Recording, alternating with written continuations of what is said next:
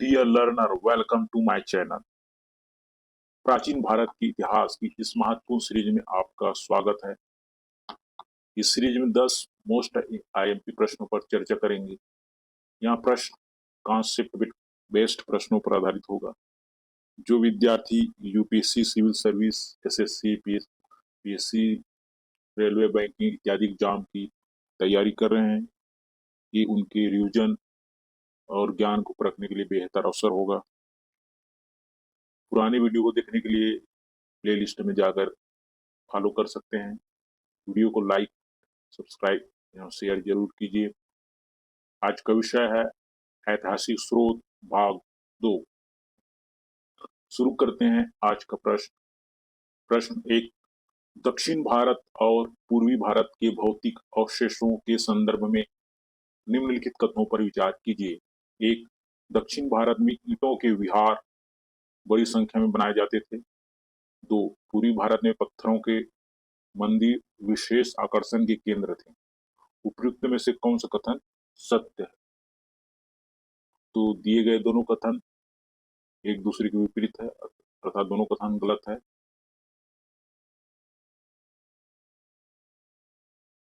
इसका सही उत्तर होगा डी, न तो 1 और न ही 2। प्रश्न 2, प्राचीन भारत के इतिहास के संदर्भ में निम्नलिखित कथनों पर में से कौन सा असत्य है? ए, प्राचीन काल में प्राकृत भाषा देश भर की संपर्क भाषा का काम करती थी। बी, प्राचीन काल के 2 महाकाव्य रामायण और महाभारत की रचना मूलतः संस्कृत में हुई थी।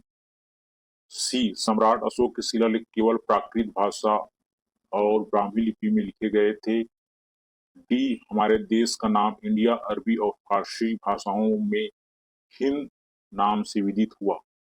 तो इसमें ऑप्शन सी, अशोक के शिलालेख केवल प्राकृत भाषा और ब्राह्मी लिपि में लिखे गए थे, ये गलत है, क्योंकि ये ब्राह्मी, खरोष्टी अरमोइक लिपि में लिखे गए।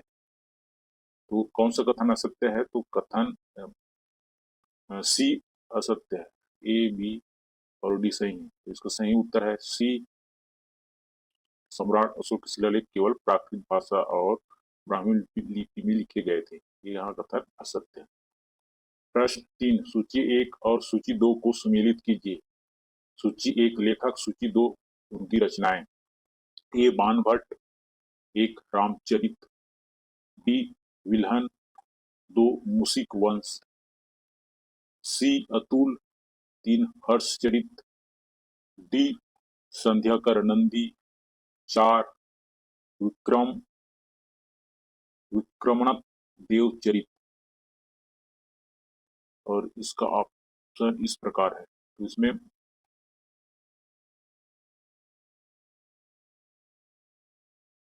बाणभट्ट की रचना हर्षचरित, विल्हन की विक्रम देवचरित, अतुल की मुसिक वंश और डी, संध्याकर नंदी की रामचरित। इसका उत्तर होगा सी, ए का 3, बी का 4, सी का 2 और डी का 1। प्रश्न 4, निम्नलिखित में से वैदिक साहित्य का सही क्रम कौन सा है? ए, वैदिक संहिताएं, आरण्यक, ब्राह्मण, उपनिषद। बी, वैदिक संहिताएं, ब्राह्मण, आरण्यक, उपनिषद। सी, वैदिक संहिताएं, उपनिषद, ब्राह्मण, आरण्यक। डी, ब्राह्मण, वैदिक संहिताएं, आरण्यक एवं उपनिषद। इसका सही क्रम होगा वैदिक संहिताएं, ब्राह्मण, आरण्यक एवं उपनिषद। इसका उत्तर होना चाहिए बी। देखते हैं इस प्रश्न का सही उत्तर क्या है। और सही उत्तर है बी, वैदिक संहिताएं, ब्राह्मण, आरण्यक एवं उपनिषद।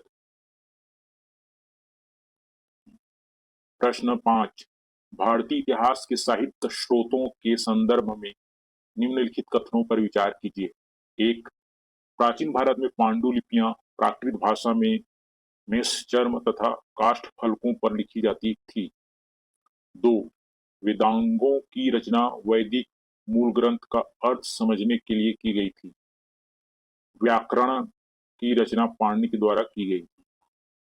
उपयुक्त में से कौन सा कथन सत्य है। प्राचीन काल में पांडुलिपि प्राकृत भाषा में ये कथन गलत है।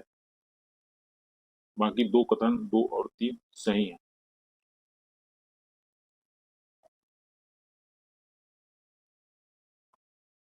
तो इसका सही उत्तर होना चाहिए सी, केवल 2 और 3।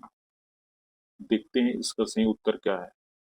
और इसका सही उत्तर है सी, केवल 2 और 3। प्रश्न 6, भारतीय इतिहास के विदेशी विवरणों के संदर्भ में निम्नलिखित में से कौन सा कथन असत्य है।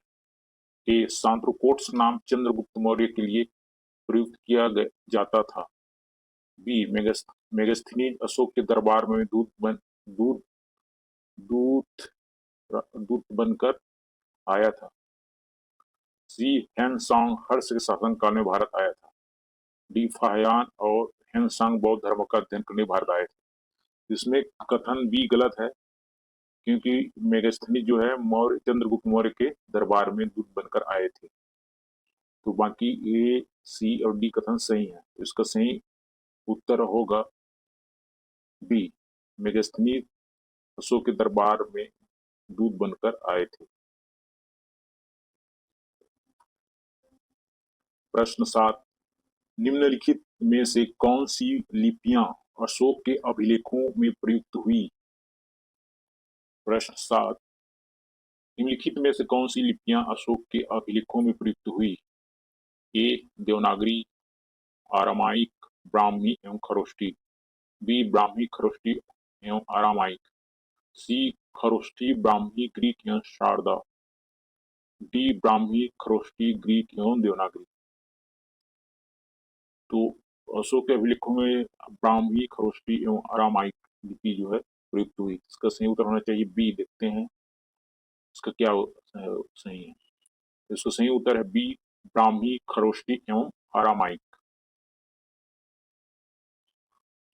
प्रश्न 8, सूची 1 और सूची 2 को सम्मिलित कीजिए। एक लेखक, सूची 2 रचनाएं। ए, मेगास्थनीज, एक जियोग्राफी। बी, टॉलमी, 2 नेचुरल हिस्टोरिका। C, Pliny, 3 Indica. डी, हैंडशांग, 4 सीयू की।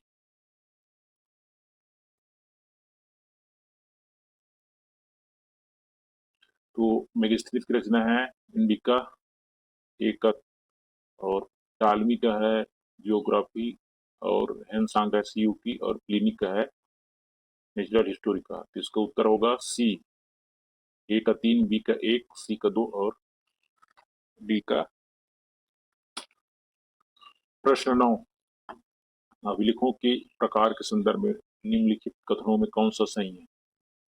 एक, सम्राट अशोक के अभिलेखों में जनता और अधिकारियों के लिए राज्यादेश जारी किए जाते थे। 2, बौद्ध, जैन और वैष्णव संप्रदायों ने अनुष्ठानिक अभिलेख बनवाए थे।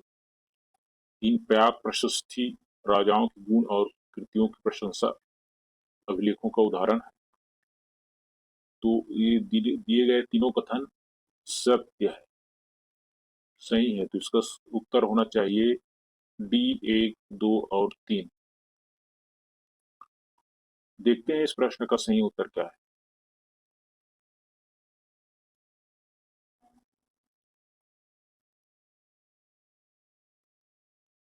कथन 1 सही है, 2 सही है, 3 सही है। तो इसका सही उत्तर है डी, 1, 2 और 3।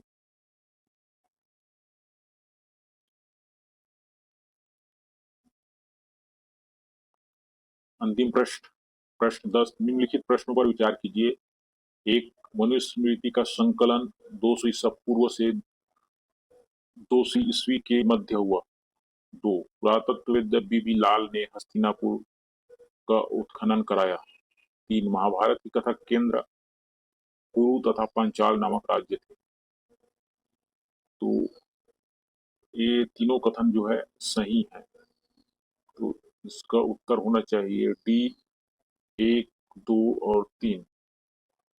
कथन 1, कथन 2 और कथन 3 सही है। तो इसका उत्तर होना चाहिए डी, 1, 2 और 3। देखते हैं इस प्रश्न का सही उत्तर क्या है।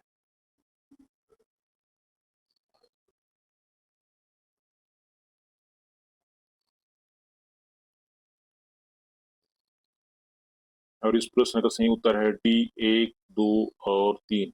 इसी के साथ प्राचीन भारत के यहाँ वीडियो समाप्त होता है। अगले वीडियो में भी मिलेंगे नए विषय के साथ।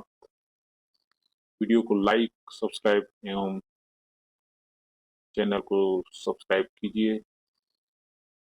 पुराने वीडियो को देखने के लिए प्लेलिस्ट में जाकर सभी वीडियो को देख सकते हैं। अपनी तैयारी को मजबूत बनाइए, तैयारी करते रहें। तब तक के लिए बाय बाय।